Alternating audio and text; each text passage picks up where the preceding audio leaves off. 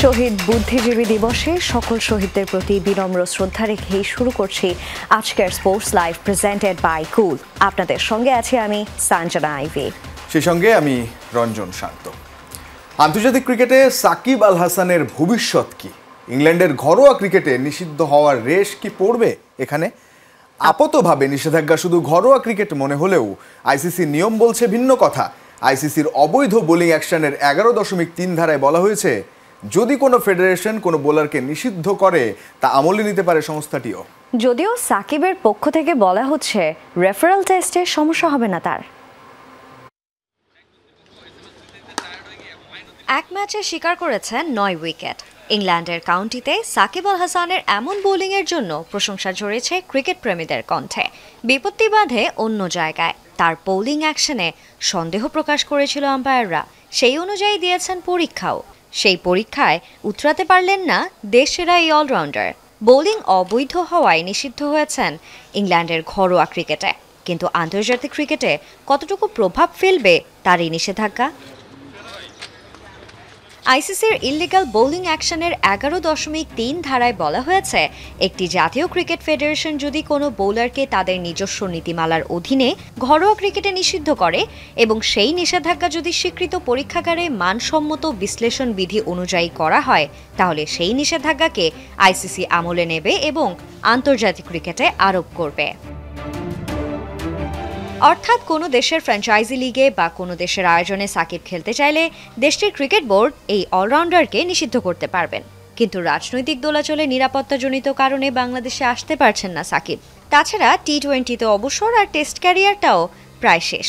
চোখের সমস্যার কারণে দীর্ঘ 1 বছর ব্যাট হাতের ঝলক দেখাতে পারছেন না সাকিব। আর এবার অবৈধ প্রমাণিত হলো তার বোলিং অ্যাকশন। প্রশ্ন জেগেছে, এখানেই কি থামছে সাকিবের ক্রিকেট ক্যারিয়ার? লাফবড় বিশ্ববিদ্যালয়ে বোলিং অ্যাকশনের পরীক্ষায় 15 ডিগ্রি বেশি বেঁকে গিয়েছিল সাকিবের কনুই, যার ফলে নিষেধাজ্ঞার মুখে পড়েন সাকিব। সেটি থেকে মুক্ত হতে ভারতের চেন্নাইতে আরও একবার পরীক্ষায় বসার পরিকল্পনা রয়েছে এই অলরাউন্ডারের, যেখানে উতরে যাবার আশাই করছেন তিনি। তবে সবকিছু মিলিয়ে আপাতত ক্যারিয়ারের শেষ সময়টা অনিশ্চয়তার মধ্য দিয়ে যেতে হবে দেশের ক্রিকেটের এই পোস্টার বয়কে। সাঞ্জনা আইভি, যমুনা স্পোর্টস।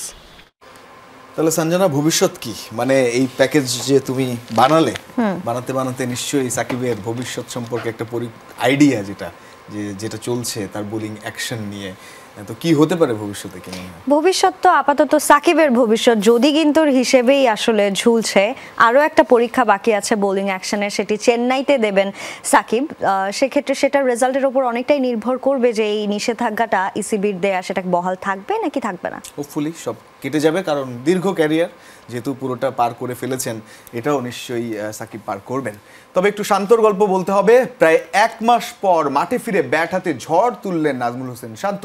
প্রত্যাবর্তনের ম্যাচে বরিশালের বিপক্ষে খেলেছেন 54 বলে 80 রানের বিধ্বংসী এক ইনিংস। এর আগে গেল নভেম্বরে আফগানিস্তান সিরিজে ইনজুরিতে পড়ে মাঠের বাইরে ছিলেন শান্ত। সিলেট থেকে হাসান আল মারুফের প্রতিবেদনে বিস্তারিত।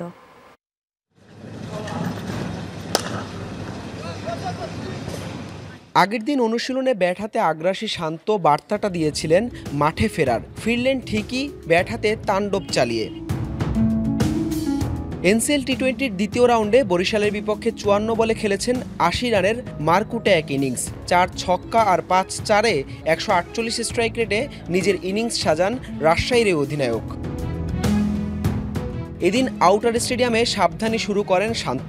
একপাশে হাবিবুর রহমান সোহানের দাপুটে ব্যাটিংয়ে, আরেক প্রান্তে যোগ্য সমর্থন দেন রাজশাহীর এই ওপেনার। প্রথম 40 বলে করেন মোটে 46 রান, 42 বলে তুলে নেন 50। পরের 12 বলে 30 রানে প্রত্যাবর্তনের ম্যাচে নামের পাশে ছেপে দেন 80 রানের ইনিংস। সবশেষ আফগানিস্তানের বিপক্ষে ওয়ানডে সিরিজে গেল 9 নভেম্বর ইনজুরিতে পড়েছিলেন শান্ত। ওই সিরিজের শেষ ওয়ানডে সহ পুরো ওয়েস্ট ইন্ডিজ সফর থেকেও ছিটকে যান জাতীয় দলের নিয়মিত এই অধিনায়ক। অধিনায়কের টুপি মাথায়, সেই সাথে দারুণ এক ইনিংসে প্রত্যাবর্তনের মঞ্চটা রঙিন করে রাখলেন নাজমুল হোসেন শান্ত। হাসান আল মারুফ, যমুনা স্পোর্টস, সিলেট আন্তর্জাতিক স্টেডিয়াম, সিলেট। ইনজুরিতে জাতীয় দলের বাইরে থাকা নাজমুল হোসেন শান্ত কিভাবে এনসিএল টি-20 খেলছেন, তার জায়গায় টি-20তে অধিনায়ক লিটন দাস। কেন শান্ত দলে নেই, কেন লিটন অধিনায়ক, কোনো ব্যাখ্যাই বিসিবি দেয়নি। কেন রাকিবুল আলিস বাদ পড়লেন, নাসুম কেন দলে নেই, সেই ব্যাখ্যাও নেই। দল ঘোষণা করে নির্বাচকদের প্রশ্নের উত্তর দিতে গিয়ে জবাবদিহিতার রীতিতেই যেন উঠে গেছে। অথচ সামাজিক মাধ্যমে প্রায়ই বিভিন্ন বিষয়ে নিজের মতামত নিয়ে ঠিকই হাজির হচ্ছেন বোর্ড কর্তারা। এনসিএল টি-20তে কামব্যাকের ম্যাচে নাজমুল হোসেন শান্তর ব্যাটে 80 রান। প্রশ্ন ওঠে, ইনজুরির জন্য জাতীয় দলের বাইরে থাকা শান্ত কিভাবে প্রতিযোগিতামূলক ক্রিকেট খেলছেন। যদি ম্যাচ ফিটনেস ফিরেই পান, লাল সবুজ জার্সি গায়ে টি-20 কেন খেললেন না? অবশ্যই ঘরোয়া ক্রিকেটার ইন্টারন্যাশনাল আলাদা মঞ্চ, তবুও অফিসিয়ালি টাইগারদের নিয়মিত অধিনায়কের ইনজুরি সংক্রান্ত কোনো আপডেট বিসিবির দেয়ার কথা, সেটাও তারা দেয়নি। তার জায়গায় টি-20তে অধিনায়কত্ব করবেন লিটন দাস। লিটনকে কেন অধিনায়ক করা হলো, সেই ব্যাখ্যাও দেয়নি বিসিবি। শুধু তাই না, ওয়ানডেতে অফ ফর্মের জন্য জাতীয় দল থেকে বাদ পড়া লিটন ওয়েস্ট ইন্ডিজ সিরিজ দিয়ে আবারও দলে ফিরেছিলেন। বাদ পড়ার পর এই ফরম্যাটের ঘরোয়া ক্রিকেটে কোনো পারফর্ম না করেই দলে ফিরেছেন এলকেডি। ঠিক কোন যুক্তিতে, নির্বাচকরা সেই ব্যাখ্যাও দেননি। একই কথা আফিফের বেলায়ও প্রযোজ্য। টি-20 সিরিজের দলে রিপন মণ্ডল, ফর্মে থাকা ডানহাতি এই ফাস্ট বোলারকে নিয়ে সিলেক্টরদের পরিকল্পনাও দর্শকরা শুনতে পারেননি। ইন্ডিয়া সিরিজের দলে থেকেও কোনো ম্যাচ খেলার সুযোগ না পাওয়া রাকিবুল আর আলিসকে কেন ক্যারিবিয়ানদের বিপক্ষে বাদ দেয়া হলো? শেষ 6 ম্যাচে 11 ইকোনমিতে মাত্র 1 উইকেট নেয়া নাসুমকে কেন দলে ডাকা হলো, সেই ব্যাখ্যাও নাই। নানা কারণে নির্বাচকরা গণমাধ্যমে কথা বলেন না, ব্যাখ্যাও দেন না। সেই একই নির্বাচকরা নিজেদের ফেসবুক পেজে ক্রিকেটারদের নিয়ে কথা বলেন। নির্বাচকদের কাছ থেকেই নানা সময়ে শোনা যায় গণমাধ্যমে কথা বলতে তাদের বিধিনিষেধ আছে, কিন্তু বিসিবির ক্রিকেট অপারেশনস বিভাগ বলছে উল্টো কথা। এমন কোনো বিধিনিষেধই নাকি দেয়নি ক্রিকেট বোর্ড। আগে যে কোনো সিরিজের দল ঘোষণার সময় নির্বাচকরা ব্যাখ্যা দিতেন। বছরের শুরু থেকে সেই ধারায় বদল এসেছে। সিরিজের দল ঘোষণার পর নির্বাচকদের বক্তব্য সরবরাহ করত বিসিবি, তবে শেষ কয়েক সিরিজে সেটারও বালাই নাই। তাহলে কিসের এত লুকোচুরি? কেন ক্রিকেটারদের নেওয়া হচ্ছে, কেন বাদ দেয়া হচ্ছে, কেন কাউকে অধিনায়ক করা হচ্ছে? এই ব্যাখ্যা দিতে নির্বাচক বা বিসিবির কিসের এত ভয়? এই ভয় কি তবে সমালোচনার? এই ভয় কি প্রশ্নবিদ্ধ হওয়ার? তাহলে জবাবদিহিতা আর পেশাদারিত্বের প্রতিশ্রুতি শুধুই কি তবে কথার কথা? আফনান পিয়াল, যমুনা স্পোর্টস, ঢাকা। উইন্ডিজের বিপক্ষে আরামসে টি-20 সিরিজ জিতবে বাংলাদেশ, তবে তার জন্য ভালো খেলতে হবে 3 ডিপার্টমেন্টেই, বলছেন টাইগার ওপেনার সৌম্য সরকার। ওয়ানডে সিরিজে হোয়াইট ওয়াশ হলেও শেষ ম্যাচে 300 রান আত্মবিশ্বাস যোগাচ্ছে টাইগার ব্যাটারদের। তাই তো ক্যারিবিয়ানরা শক্তিশালী হলেও সৌম্য বলছেন টি-20তে ছোট দল বড় দল বলে কিছু নেই। সোমবার সকাল 6টায় শুরু প্রথম টি-20। ক্যারিবিয়ান দ্বীপপুঞ্জে সফরের শুরুটা মন্দ হয়নি বাংলাদেশের। 15 বছর পর ওয়েস্ট ইন্ডিজের মাটিতে টেস্ট জিতে 2 ম্যাচ সিরিজের সমতা টেনেছিল সাদা পোশাকের টাইগাররা। তবে এরপরই শেষ আধিপত্য। 3 ম্যাচের ওয়ানডে সিরিজে হোয়াইট ওয়াশ হয়েছে বাংলাদেশ, যদিও প্রাপ্তির খাতায় নাম লিখিয়েছে ব্যাটাররা। প্রথম ওয়ানডেতে 294 রানের পথে 50 হাঁকিয়েছিলেন 3 জন। দ্বিতীয় ম্যাচটা ভালো না গেলেও তৃতীয় ওয়ানডেতে 4 ব্যাটার করেছিলেন 73, 77, 84 আর 62। পরাজয় সঙ্গী হলেও 321 রানের ইনিংস আত্মবিশ্বাস ফিরিয়েছে ব্যাটিং ডিপার্টমেন্টে, যা টি-20 সিরিজে ভালো করার রসদ যোগাবে মানছেন জাতীয় দলের জার্সিতে দীর্ঘদিন পর বড় ইনিংস খেলা সৌম্য সরকার। ওয়ানডে ক্রিকেটে আমরা বরাবর ভালো খেলে আসছিলাম, কিন্তু লাস্ট 2-1টা সিরিজ আমাদের ভালো যায়নি।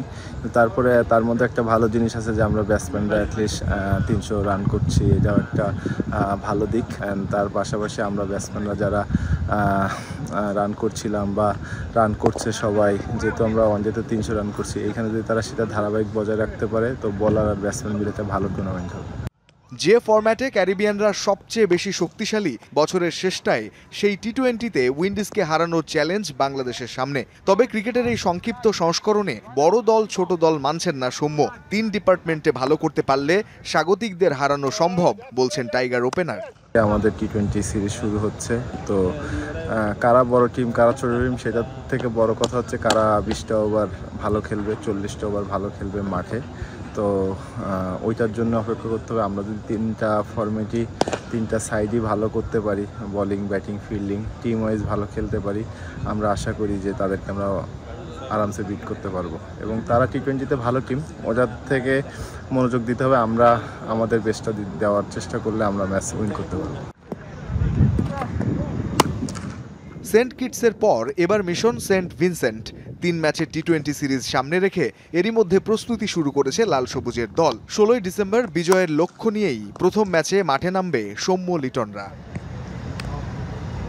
রঞ্জন শান্ত, যমুনা স্পোর্টস। হোপফুলি টি-20তে বাংলাদেশ ভালো করবে, অগ্রিম শুভকামনা থাকবে তাদের জন্য। এনসিএল টি-20তে ঢাকার বিপক্ষে মাত্র 11 রানে 4 উইকেট শিকার করেছেন চট্টগ্রামের পেসার ফাহাদ হোসেন। দুর্দান্ত এক স্পেলে করেছেন 19টি ডট বল। তার অসাধারণ নৈপুণ্যে ঢাকার ইনিংস গুড়িয়ে যায় মাত্র 64 রানে। সবশেষ এনসিএল লঙ্গার ভার্সনেও অসাধারণ বোলিংয়ে নজর কাড়েন এই বাঁহাতি পেসার। একই সাথে বলে ইনসুইং আর আউটসুইং করানোর সামর্থ্য থাকায় সবশেষ এনসিএলে নজর কাড়েন চাঁদপুরের পেসার ফাহাদ হোসেন। 4 ম্যাচে 12 উইকেট শিকার করেন এই বাঁহাতি। সেই ফর্মটা এবার টেনে আনলেন টি-20 ফরম্যাটেও। রংপুরের বিপক্ষে প্রথম ম্যাচে পাননি সুযোগ। সিলেটের বিপক্ষে দ্বিতীয় ম্যাচে ফিরে 1 উইকেট নিলেও 3 ওভারে 33 রান দিয়েছিলেন খরুচে। তবে শনিবার ঢাকার বিপক্ষে বল হাতে জ্বলে উঠলেন চট্টগ্রাম বিভাগের হয়ে খেলা এই পেসার। 4 ওভারে 11 রান 4 উইকেট দিয়েছেন 19টি ডট বল। যদিও এদিন ইনিংসের প্রথম বলে লেগ বাইয়ে 4 আর তৃতীয় বলে বাউন্ডারি দিয়ে বাজে শুরু করেন ফাহাদ। তবে চতুর্থ বলে শিবলিকে লেগ বিফোরের ফাঁদে ফেলে প্রথম উইকেট নেন এই পেসার। নিজের দ্বিতীয় ওভারে পরপর 2 বলে আরিফুল ইসলাম ও মাহিদুল অঙ্কনকে ফিরিয়ে 2 ওভারের মধ্যেই 7 রানে ঝুলিতে পড়েন 3 উইকেট। পরের ওভারে মেইডেন উইকেটের পথে সাইফ হাসানকে ফিরিয়ে শিকার করেন ব্যক্তিগত চতুর্থ উইকেট। ফাহাদের করা টানা 4 ওভারের দুর্দান্ত এক স্পেলে ঢাকা গুড়িয়ে যায় মাত্র 64 রানে। আমার ন্যাশনাল ফুড ডে থেকেই ইনসুইংটা খুব ভালো হচ্ছিল। লাস্ট ম্যাচে একটু প্রবলেম হয়েছিল, বাট এই ম্যাচে আলহামদুলিল্লাহ আবার মনে হচ্ছে যে আগের মতো করতে পারতেছি। হাসান আল মারুফ, যমুনা স্পোর্টস, সিলেট। না ফেরার দেশে গতকালই পাড়ি জমিয়েছেন কবি হেলাল হাফিজ। তবে বাংলার সাহিত্যে তিনি বেঁচে থাকবেন আজীবন। কিন্তু রঞ্জন, তোমার কাছে যদি কবি হেলাল হাফিজের 2 লাইন কবিতা শুনতে চাই, তুমি কি শোনাবে? কবিতা আসলে তাকে নিয়ে কথা বলতে গেলে, তার কবিতা পড়তে গেলে শেষ হবে না, কিছু সবই অসম্পূর্ণ থেকে যাবে। তবে এই যে খেলাধুলার অনুষ্ঠানেই তো আমরা আছি, এর সঙ্গেও কিন্তু কবি হেলাল হাফিজের সম্পৃক্ততা আছে। মানে উনি ওনার একটা ইন্টারভিউ দিয়ে বলছেন যে আমি খেলাধুলার মানুষই ছিলাম। কৈশোরে যেটা হয় আর কি, উনি ফুটবল, ব্যাডমিন্টন, ভলিবল এগুলো খেলতেন, কিন্তু খুব ছোটোবেলায় যে মাকে হারানোর যে একটা বেদনা, সেটা তিনি ভুলতে পারছিলেন না, ভুলতে পারেননি। এ কারণেই লেখালেখি এই জায়গাটায় তার আশা। এবং কবি চলে গেলেন, আসলে তার এই যে চলে যাওয়াতে শোকের চেয়ে আমার বেশি মনে হয় যে উদযাপন তার জীবনটা, এটাও একটা করা যায়। এই যে জুলাই বিপ্লব গেল, তার যে দ্রোহ এবং প্রেমের কবিতা তাকে বলা হয়, মানে কবি বলা হয়। তার কথায় প্রেম যেমন পাবে তেমন বিদ্রোহ পাবে, বিপ্লব পাবে। তো আসলে কবিতা পড়ার এখন হয়তো সেরকম সময়টাও নেই, কিন্তু 4টা লাইন যেমন, এটা অনেক শুনেছো সব জায়গায়, আন্দোলনেও শুনেছো এই জুলাই বিপ্লবে। তার বিখ্যাত নিষিদ্ধ সম্পাদকীয় একটা কবিতা আছে, সেখান থেকে 4 লাইন যদি বলি তাহলে ওই যে সেই বিখ্যাত লাইন এরকম যে, এখন যৌবন যার মিছিলে যাওয়ার শ্রেষ্ঠ সময় তার, এখন যৌবন যার যুদ্ধে যাবার তার শ্রেষ্ঠ সময়। মিছিলের সব হাত, কণ্ঠ, পা এক নয়, সেখানে সংসারই থাকে, সংসার বিরাগী থাকে, কেউ আসে রাজপথে সাজাতে সংসার। বাহ, দারুণ দারুণ বলেছো। তার স্মৃতির প্রতি অবশ্যই অনেক অনেক সম্মান থাকবে। নিশ্চয়ই তিনি বেঁচে থাকবেন আমাদের প্রত্যেকের স্মৃতিতে। দর্শক, সময় হলো একটা strategic time out. So stay connected. Game প্লের উদ্যোগে 5মবারের মতো আয়োজিত এম্বাসি ফুটবল ফেস্টে চ্যাম্পিয়ন হয়েছে সৌদি আরব দূতাবাস। গোলশূন্য ফাইনাল ম্যাচে ইউরোপীয় ইউনিয়নকে টাই ব্রেকারে হারিয়ে প্রথমবারের মতো চ্যাম্পিয়ন হওয়ার স্বাদ পেল সৌদি দূতাবাস। টুর্নামেন্টে তৃতীয় স্থান অধিকার করে বিশ্ব ব্যাংক। সেরা খেলোয়াড় ও সেরা গোলকিপার এসেছে চ্যাম্পিয়ন দল থেকেই। ফেয়ার প্লে ট্রফি জিতেছে স্বাগতিক বাংলাদেশ পররাষ্ট্র মন্ত্রণালয়।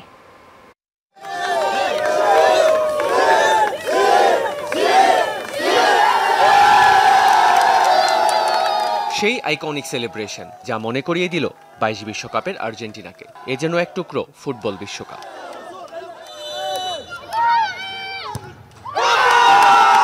নতুন চ্যাম্পিয়ন পেল এম্বাসি কাপ ফুটবল টুর্নামেন্ট। পঞ্চমবারের মতো আয়োজিত এই টুর্নামেন্টে চ্যাম্পিয়ন হয়েছে সৌদি আরব দূতাবাস। গোলশূন্য ম্যাচে ইউরোপীয় ইউনিয়নকে টাই ব্রেকারে হারিয়ে শ্রেষ্ঠত্বের শিখরে নাম লেখায় সৌদি দূতাবাস।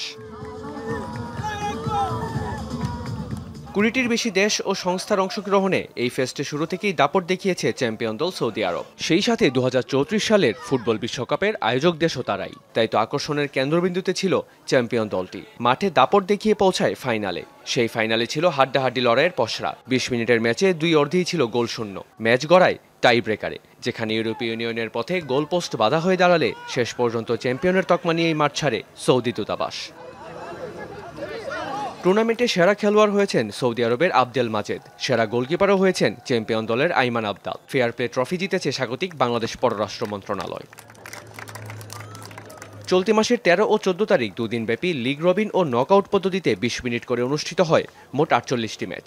টুর্নামেন্টে তৃতীয় স্থান অধিকার করে বিশ্ব ব্যাংক। মেহেদি রিয়ান, যমুনা স্পোর্টস, ঢাকা।